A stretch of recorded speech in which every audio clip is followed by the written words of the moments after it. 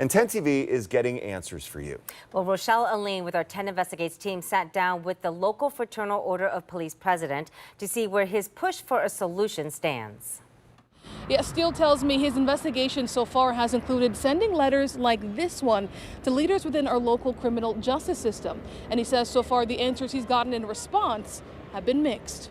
I believe in accountability and transparency.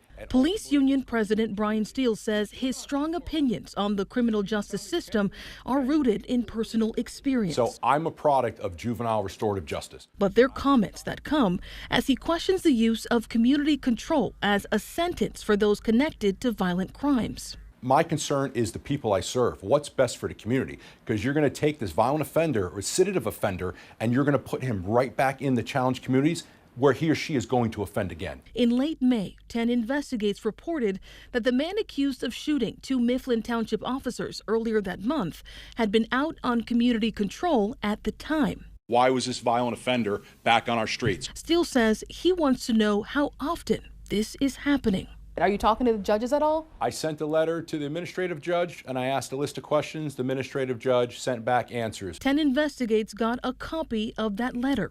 In it, Steele asks for the guidelines that judges use to sentence violent or repeat offenders.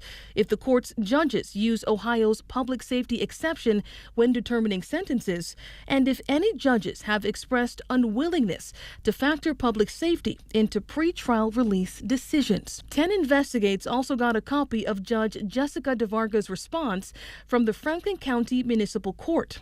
In it, she says judges have to factor in the nature and circumstances of the crime charged. But ultimately, she said all judges take an oath to uphold the laws of the state of Ohio and the Ohio Constitution. And our judges work tirelessly to uphold this oath without exception. Do you feel like they were not directly answering your questions? And I'm not knocking the judge to send me that. I have a lot of respect for the judge, the administrative judge that sent me that. But we're not going to move forward with answers like that. We need some more detail.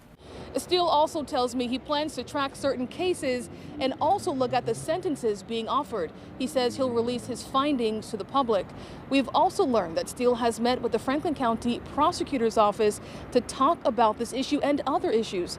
We contacted them and a spokesperson released a statement saying in part that their meeting was, quote, productive and that it underscored a spirit of open and collaborative dialogue. In Columbus, Rochelle Aline, 10 TV News.